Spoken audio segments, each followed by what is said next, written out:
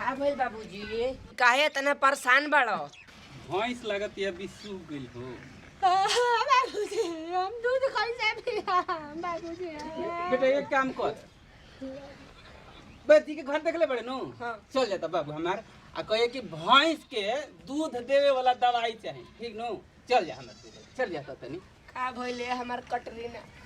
तू दूध नहीं खुदे तारा के काची में हम कमी कोई नहीं होई मार होई देखो तो मार पोलाव लेखा भूसी बा तू खात नहीं खुद तू दूध नहीं खुदे।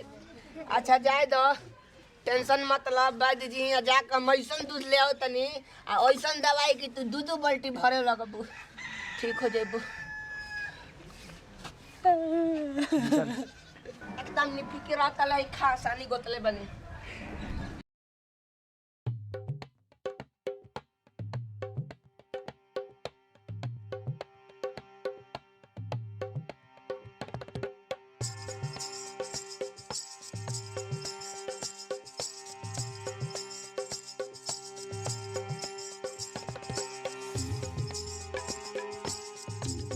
प्रणाम वैद्य जी। खुश रहो, का हाल है? हाल ठीक नहीं है वैद्य जी, हमारे भैंसिया देते नहीं खे। अरे साला भैंसिया देते नहीं, का नहीं देता है? दूध तो ऐसा बोलो ना, दूध नहीं देता है। बोलो क्या सेवा करें? मतलब दूध देने वाला दवाई दे दीजिए ना वैद्य जी। दवाई चाहिए? हाँ। उसमें 300 रुपया खर्चा होगा। 300? हाँ 300 रुपया। ढेर बनू वैद्य जी, कुछ कम कर दही। अरे का कम होगा? महंगाई का जमाना आ गया है तो कैसे कम होगा? कम कर दी, हम गरीब के बाल बच्चा हुई। तो ठीक है, तो 200 दे दिया जा। ठीक है वैद्य जी। अरे ओ फूल चूसनी, अरे सुनती हो? अरे भगवान आवो जल्दी, जरा वो जड़ी बूटी लावो तो। ये लीजिए। हाँ।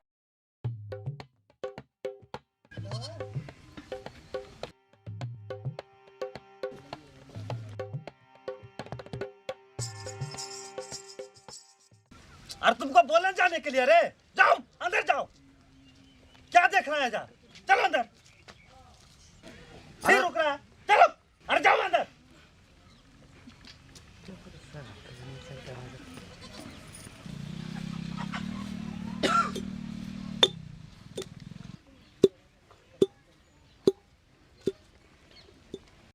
वैद्य जी। हाँ बोलो। कौनी है? हमार मेहररुआ 3-4 बेर परीक्षा दिलस मैट्रिक के फेल कर जतिया। अच्छा, कोनो ऐसन दवाई दी ना कि पास कर जाओ। दूध बुड़बक, तुम्हारा औरत अगर नहीं पास करता है मैट्रिक तो कोचिंग भेजो, ट्यूशन भेजो। वैद्य जी जब रुआ बोका के बकरी के दूध दिवा सकीला त हमार मेहरारू के काहे ना मैट्रिक पास करा सकीला। अच्छा ठीक है, 600 रुपया लगेगा। बोलो मंजूर है? तो ठीक है, रुको बना के हम दवा देते हैं।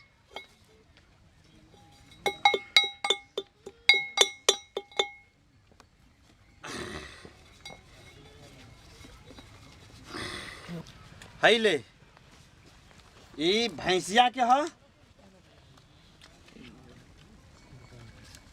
ये मेहरारू के दावा। चल रउआ महान बानी गुरुदेव, अब हमारे मेहरारू का मैट्रिक जरूर पास हो जाई। रउआ महान बानी वैद्य जी, महान बानी, मान गई। ठीक है।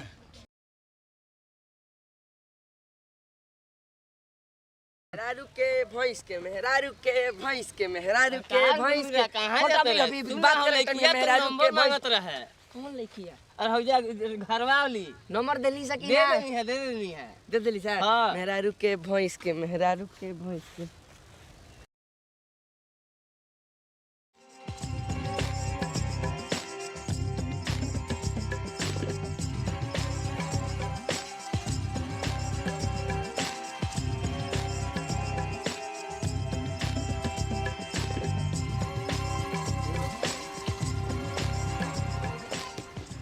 अरे बैद बाहर निकल, अरे बैद बाहर निकल, अरे बैद हवा बाहर निकल रे।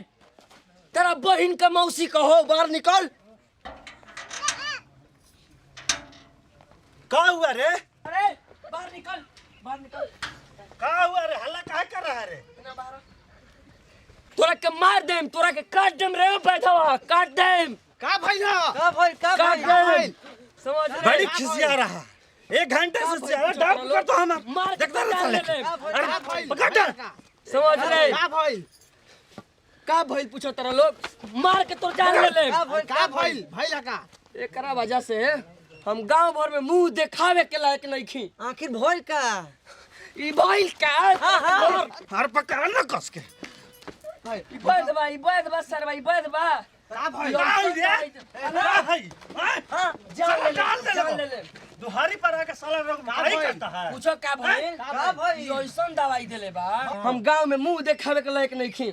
ऐसन का भइल ह? भइल का एकरा दवाई के वजह से हमार भैंसिया मैट्रिक के पास कर गई। आ मेहररुआ हमार सुबह शाम मिला के 20 किलो दूध देवे लागो।